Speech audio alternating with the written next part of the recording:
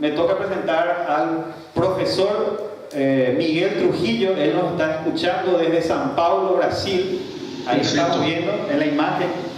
Quiero presentarte, profesor, aquí al público. Él es el profesor Miguel Trujillo, profesor en historia. Él es, ya está aposentado, dicen en Brasil, ya se jubiló. Él es un profesor militante dedicado a la formación política en diferentes niveles.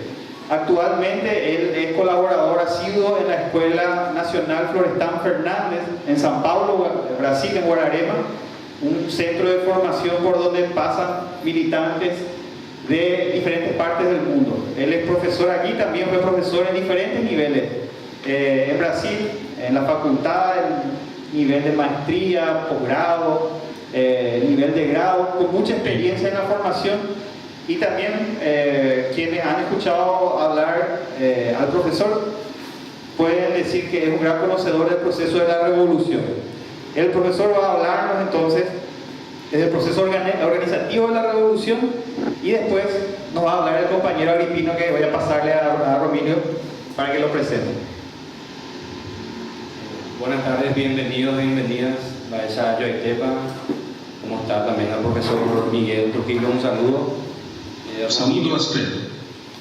Gracias. Romilio González es mi nombre y representa a un compañero, amigo y camarada acá, Agripino Silva, que nos acompañó ya en bastantes espacios organizativos y de formación también, un luchador popular, educador popular, profesor en la UNILA también, y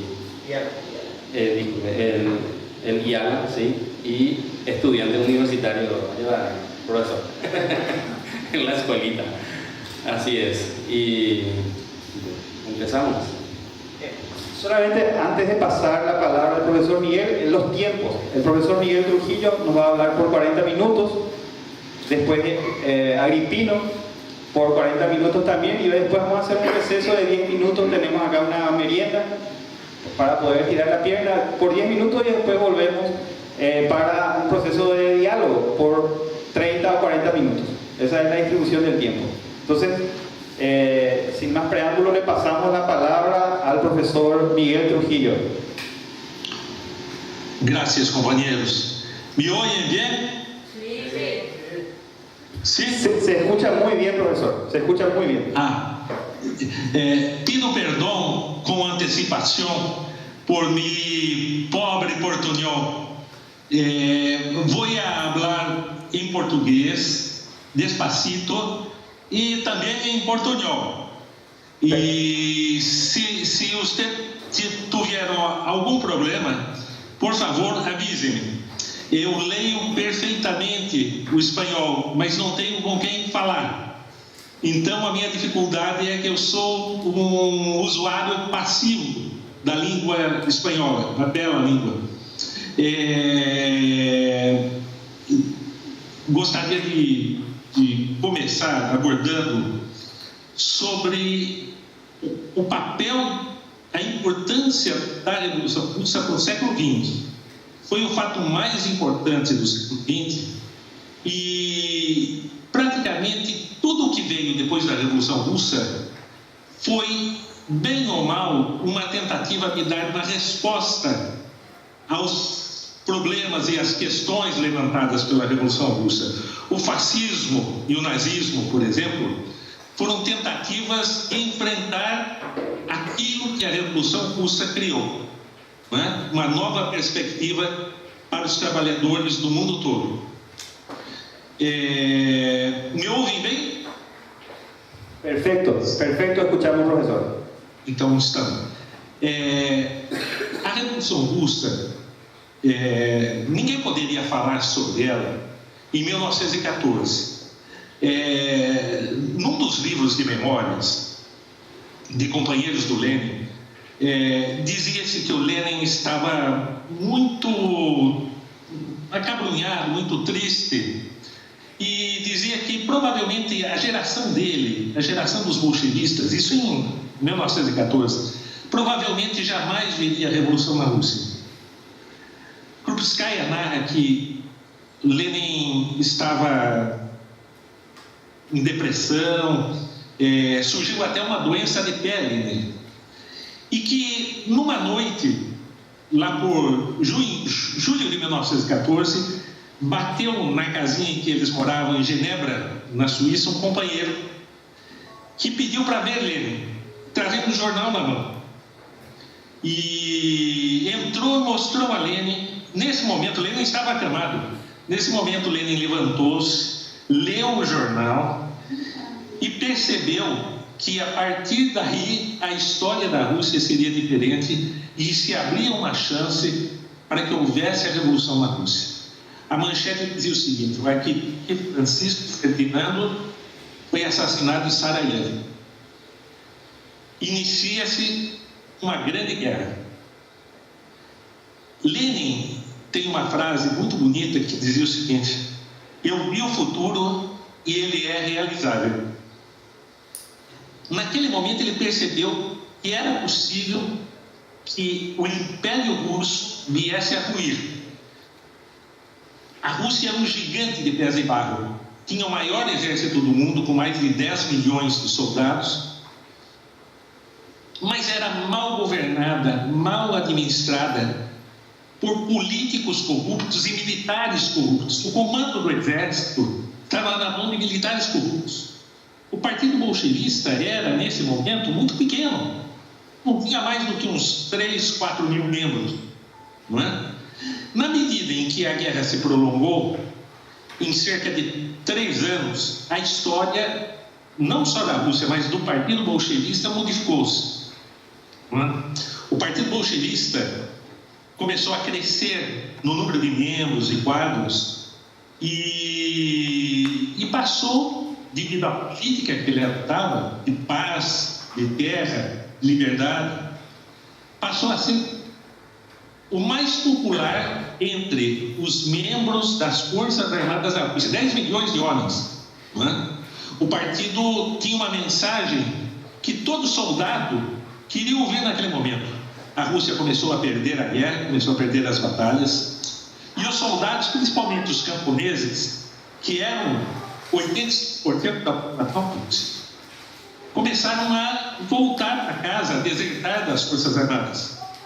O Partido Bolchevista aumentou o número de membros, cresceu o número de membros nas cidades e também entre os camponeses. Em 1917 ocorreram 2 revoluções, a de fevereiro e a de dia 25 de outubro.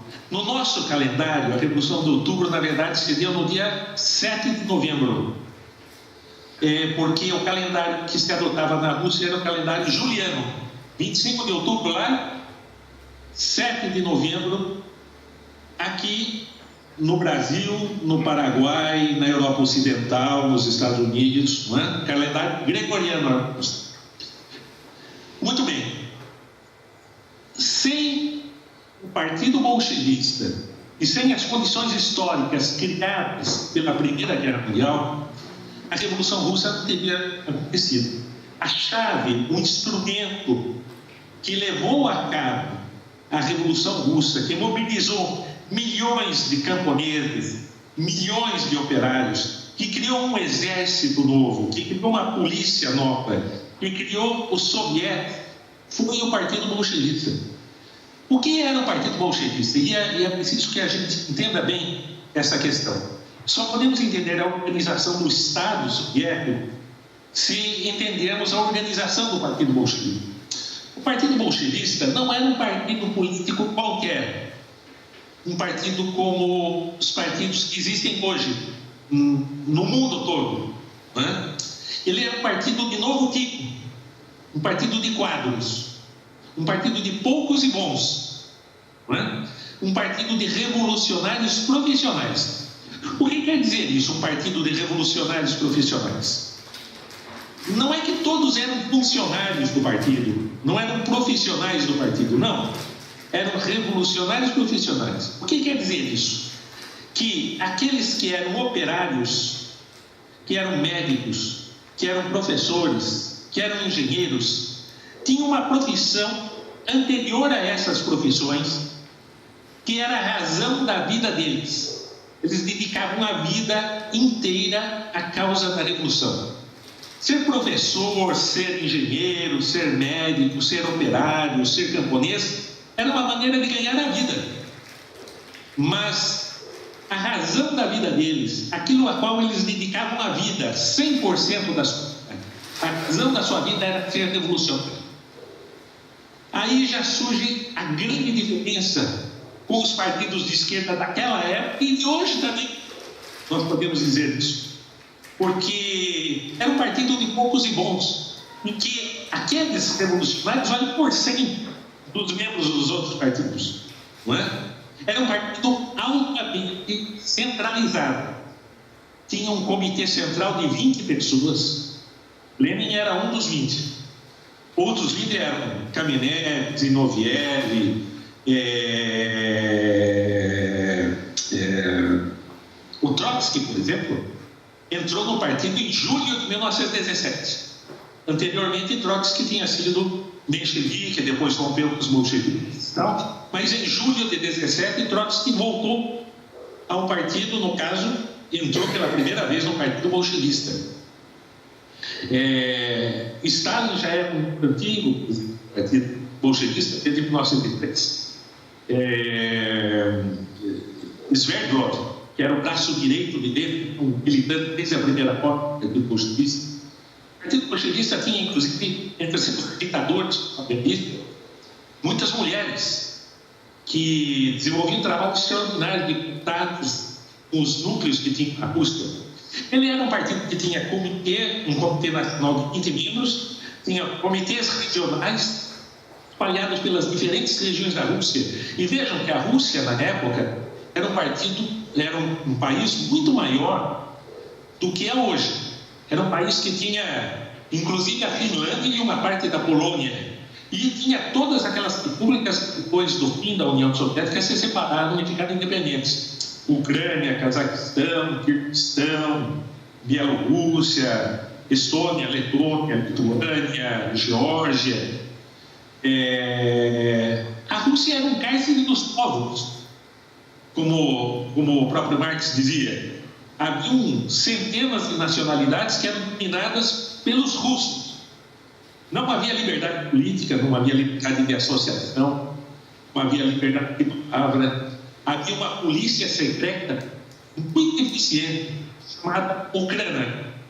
A Ucrânia, ela era tão eficiente que ela conseguia encontrar agentes provocadores no próprio partido bolchevista, no meio dos sindicatos, no meio dos trabalhadores, para destruir por dentro as organizações de esquerda que tem. Os agentes provocadores eram os mais eficientes inimigos da luta revolucionária na Rússia. Existiam, inclusive, alguns agentes provocadores famosos. O partido bolchevista tinha um agente provocador no seu comitê central, chamava-se Malinovsky. Enganou ao próprio Lenin e aos demais membros do partido. Só foi descoberto isso depois do período, quando os arquivos da polícia caíram nas mãos dos bolchevistas. Mas, como eu dizia, os bolchevistas tinham uma organização no comitê central, 20 membros, tinham comitês regionais, e ele era organizado por células na base. As células tinham de 3 membros a 10 membros no máximo.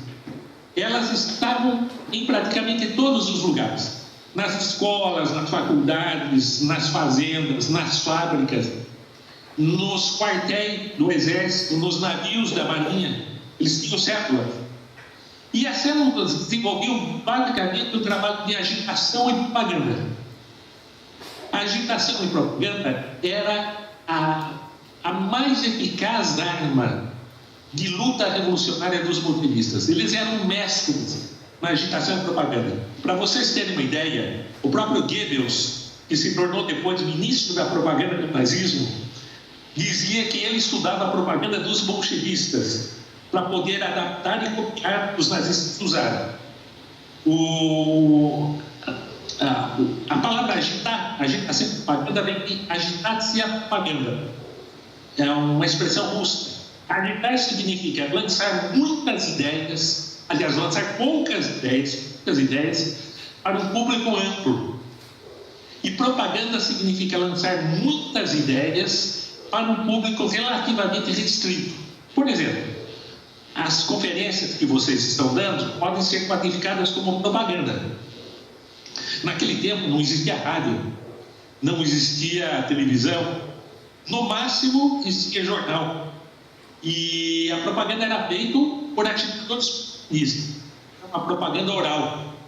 Mas os bolchevistas eram muito bons nisso. Eles tinham também desenhistas, caricaturistas, que faziam uma propaganda acessível até mesmo para aquelas pessoas, e era a maioria da população da Rússia, que não sabiam ler e escrever. A maioria da população russa era analfabeta. Mais de 95% dos camponeses, os camponeses eram 85% da população, mais de 95% dos camponeses eram analfabetos. Portanto, a propaganda tinha que ser visual. E os bolchevistas usavam muitos cartazes, desenhos, caricaturas, para mobilizar, para transmitir informação para os camponeses. Então, os bolchevistas eram um partido altamente centralizado, organizado em células que estavam espalhadas pela Rússia toda e permanentemente em atividade de agitação e propaganda nas fábricas, nas fazendas, nos quartéis e nos navios. Nenhum partido tinha essa estrutura. Mesmo, por exemplo, existia um partido chamado Partido Socialista Revolucionário. Era os SRs, que tinham uma grande penetração entre os camponeses, mas não tinham estrutura organizativa que tinham os bolchevistas. Os bolchevistas tinham também esse diferencial que eu falei, que era um partido de revolucionários profissionais. Quem entrava para o partido bolchevista estava, de certa maneira, dedicando a vida toda, 365 dias no ano, à causa da revolução. Não era dedicando o fim de semana, ou os feriados, ou as horas livres, não. Era dedicando a vida inteira à causa da revolução. Em 1917 as coisas se agudizaram e o Partido Bolchevista cresceu. Para vocês terem uma ideia, o número de membros do Partido Bolchevista em fevereiro de 1917 era cerca de 20 mil membros. Em julho de 1917, por exemplo, quando o Trotsky entrou com mais 4 mil membros, uma organização chamada Organização Interdistrital. Essa organização era da cidade de São Petersburgo. Nessa época, o partido já tinha 150 mil membros. 150 mil membros. Com os 4 mil que Trotsky trouxe, passaram a 154 mil. Em novembro de 1917, ou 25 de outubro, na data anterior, do calendário juliano, o Partido Bolchevista já tinha 240 mil membros. Mas, principalmente, uma força enorme entre os soldados, entre os marinheiros, entre os militares e entre os operários das grandes fábricas. As grandes fábricas eram o principal centro de agitação e propaganda dos bolchevistas. Por exemplo, fábricas pequenas, com 100, 200 trabalhadores, são um local de trabalho político, mas imagine uma fábrica de 4, 5, 6, 10 trabalhadores. Nesses momentos, uma dúzia de homens, meia dúzia de pessoas, 6 militantes conseguem levar todos os operários da fábrica para a luta revolucionária. Foi o que ocorreu. Os bolchevistas conseguiram uma hegemonia entre os operários das grandes fábricas e a hegemonia entre os militares dos navios da frota, principalmente, que estava sediada no porto de São Petersburgo, e entre os militares das grandes unidades do exército russo. O exército russo, nessa época, estava se desfazendo. Ele tinha comandos incompetentes e estava sofrendo perseguição.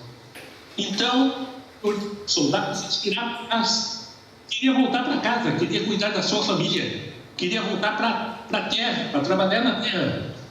Os bolchevistas defendiam a paz alegavam que a guerra era uma guerra interimperialista. E com isso ganharam um grande apoio entre os militares do exército. Por volta de outubro ou 7 de novembro, 5 de outubro ou 7 de novembro, no nosso calendário, os bolchevistas já tinham criado uma guarda chamada Guarda Vermelha, Guardia Roja, com cerca de 180 mil homens.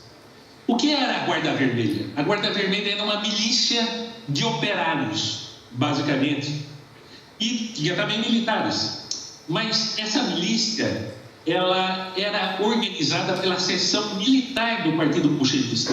O Partido Bolchevista tinha cerca de 2.000 quadros militares que eram especializados na luta armada.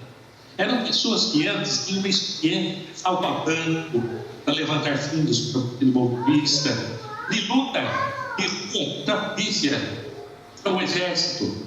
Esses 2.000 quadros organizaram uma milícia de 180 mil homens, a Guardia Roja. E esse foi o instrumento principal da tomada do poder. Claro que por detrás disso existiam milhares e milhares, centenas de milhares de operários que simpatizavam com os bolchevistas. Mas o instrumento armado foi a Guarda Vermelha, a Guardia Roja, e os destacamentos de marinheiros e soldados que se passaram do lado da Revolução. Eu gostaria só de lembrar, e vejam só como foi heróico o ato das pessoas. Trotsky, existia um regimento, vejam, o regimento é uma unidade militar de 3 homens, que estava em dúvida se passava para o lado da Revolução ou não. Trotsky foi ao regimento sozinho e pediu para falar com os soldados. Os comandantes militares do regimento deram ordem para que o Trotsky fosse preso e fuzilado imediatamente. Mas os soldados pediram para ouvir Trotsky. Ele subiu em cima de um barril, um todel, e falou para os soldados durante meia hora.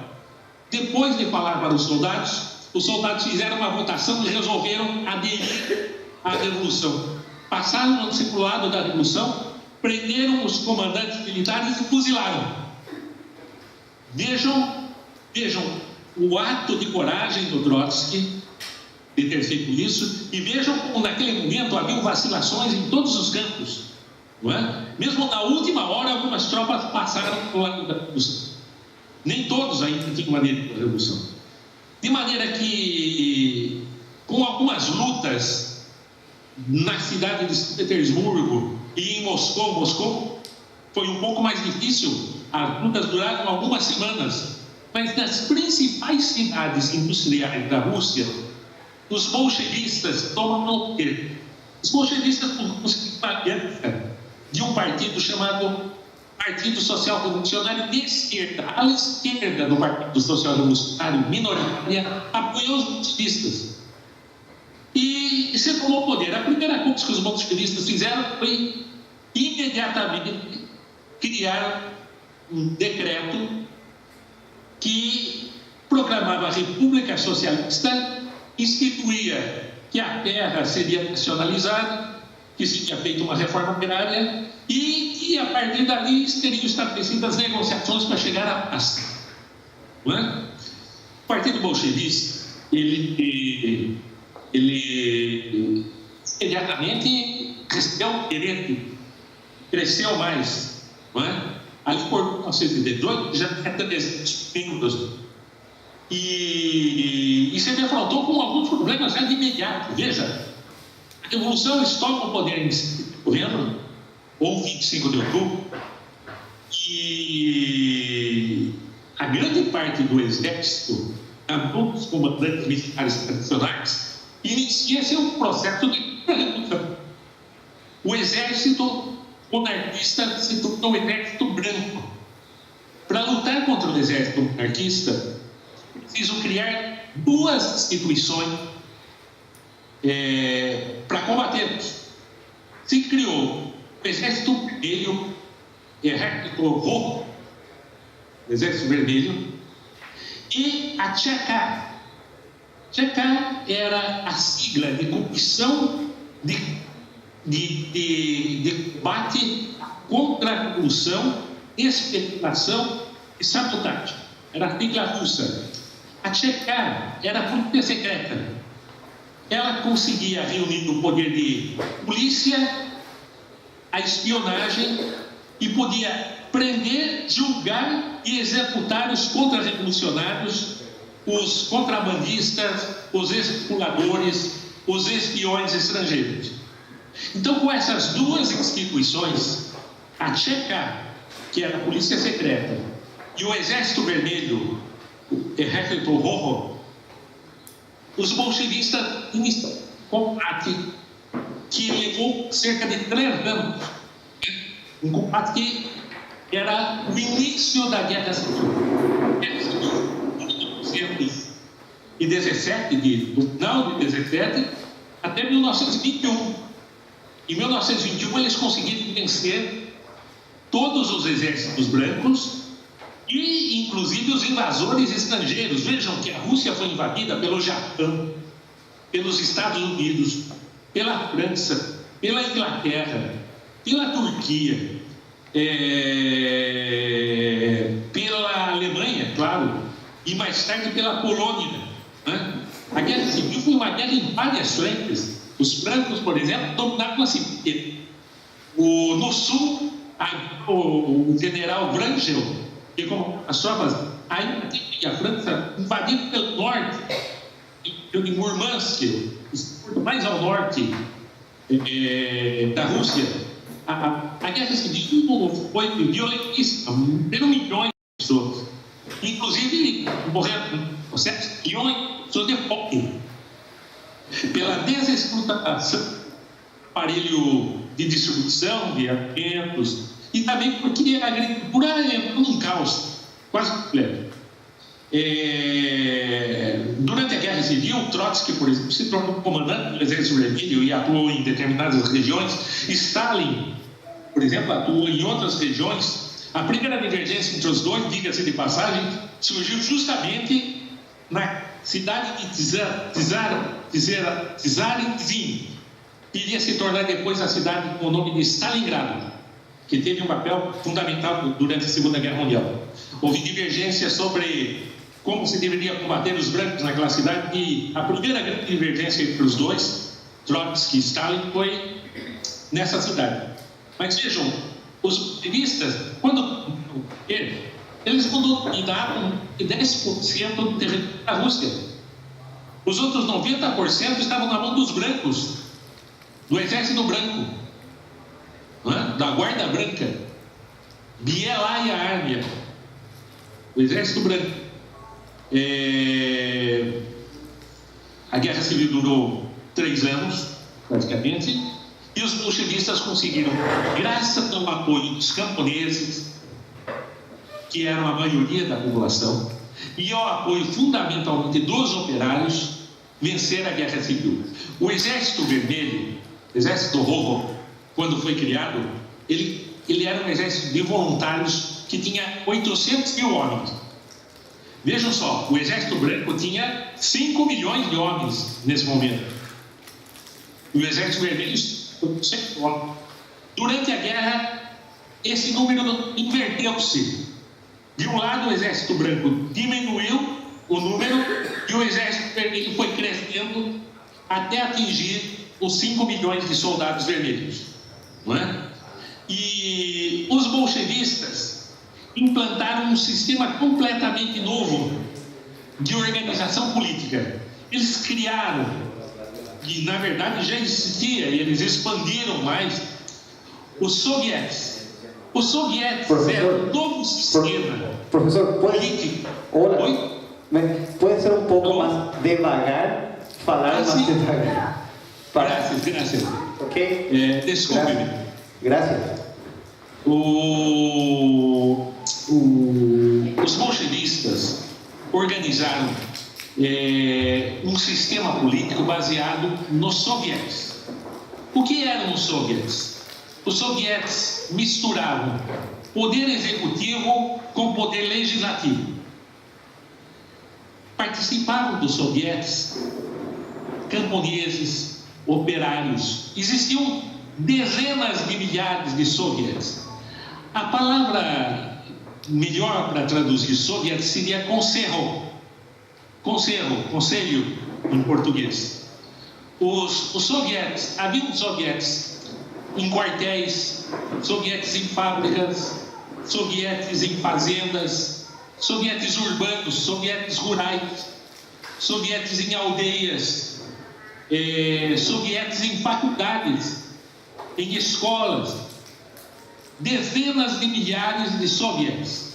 E os sovietes eram dirigidos por um conselho regional de sovietes, e os diferentes conselhos regionais eram comandados por um soviético da República Federativa Soviética Socialista da Rússia. Era um sistema em que não existia poder executivo nem poder legislativo. O soviete era ao mesmo tempo poder executivo e legislativo. Os ricos, os burgueses, os militares, conservadores, monarquistas, os reacionários não podiam votar e nem ser votados. Só votavam os trabalhadores operários camponeses e os trabalhadores das classes médias urbanas. Burguês não votava. Aliás, os bolchevistas tinham entre as palavras de ordem uma que eu gosto muito, que era morte à burguesia. Isso sintetiza basicamente que a partir daquele momento a burguesia tem o poder econômico e o poder político. Todos os jornais foram estatizados e entregues aos sindicatos, aos sovietes locais, regionais, municipais, aos órgãos públicos. Os meios de comunicação de massa estavam na mão dos trabalhadores. Posteriormente, nos anos 20, surgiu pela primeira vez a rádio como um instrumento extraordinário de excitação e propaganda. E também os bolchevistas começaram a usar o cinema, um instrumento de educação de massa. Haviam trens, caminhões com projetores de filmes que viajavam pela Rússia toda, passando filmes, conferências, dando conferências para os trabalhadores. Iniciou-se, em resumo, com a Revolução Russa, um intenso trabalho de educação e de mobilização de massas. Não é? O trabalho de agitação e propaganda foi multiplicado por 100. Não é? Se procurou organizar todos os trabalhadores do país em sindicatos, urbanos e rurais, e principalmente passou a se organizar um novo poder estatal. Os instrumentos desse poder eram os sovietes, mas também eram a polícia secreta tcheca e o Exército Vermelho, Exército Rojo, que eram os instrumentos de domínio do proletariado, do campesinato sobre a burguesia. Eu creio que a partir daí vocês conseguem entender como era estruturado o sistema estatal soviético. Sovietes, Tcheca, Exército Rojo e o Partido Bolchevista, que era organizado praticamente em todos os locais de trabalho. Ele cresceu para 240 mil membros, depois para 300 mil membros, 350 mil membros. Quando Lenin morreu em 1924, o Partido Bolchevista tinha cerca de 400 mil membros. Nesse momento, os dirigentes do Partido Bolchevista abriram para que os trabalhadores mais avançados, aqueles mais combativos, mas que ainda não eram membros do Partido Bolchevista, entrassem. E o partido praticamente dobrou. Foi a chamada promoção leninista. entraram cerca de 400 mil novos membros. E o partido passou a ter 800 mil membros por volta de 1924, 1925. Não é? Nesse momento, o Partido Comunista é um partido único na Rússia. Não porque ele quis ser partido único, mas sim porque os outros partidos todos se passaram para o tempo da contra-revolução. Existia apenas um pequeno partido, que eram os socialistas revolucionários de esquerda, que se aliaram com os bolchevistas. Mas ainda por volta de 1918, eles romperam com os bolchevistas e fizeram inclusive um atentado contra o Lenin. Lenin foi fazer um comício numa fábrica e sofreu um atentado feito por uma terrorista chamada Fanny Kaplan. Essa Fanny Kaplan era membro do Partido Socialista Revolucionário. Quase Lenin morreu. Alguns bolchevistas de diferentes cargos foram mortos pelos socialistas revolucionários. Então, a partir desse momento, em 1918, a Tcheca iniciou um período chamado de terror terror vermelho, contra os revolucionários de praticamente todos os partidos. Nesse momento, o único partido que ficou legal, porque era o Partido Revolucionário, ficou sendo o Partido Bolchevista. Todos os outros partidos estavam no campo da contra-revolução.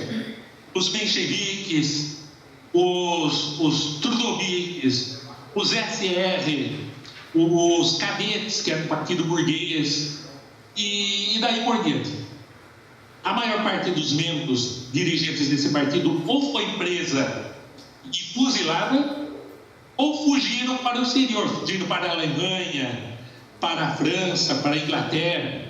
Para vocês entenderem o processo revolucionário, quando houve a Revolução Russa, nesses anos que durou de 1917 a 21, os anos da Guerra Civil, fugiram da Rússia cerca de 2 milhões de pessoas.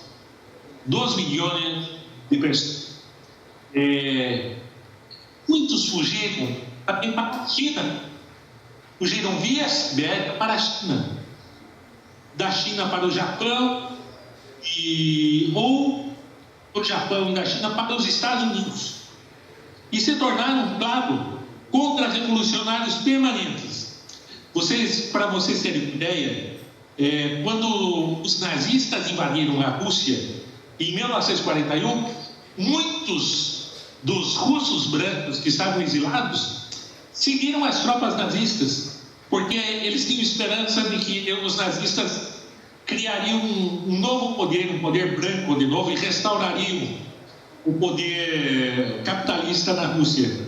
Na verdade, os nazistas escravizaram a população russa das fazendas coletivas e praticaram um genocídio que resultou na morte de 29 milhões de russos durante a Segunda Guerra Mundial.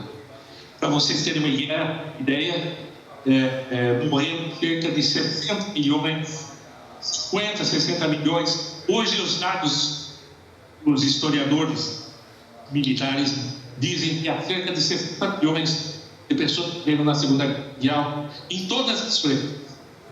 Desses, 29 milhões eram russos.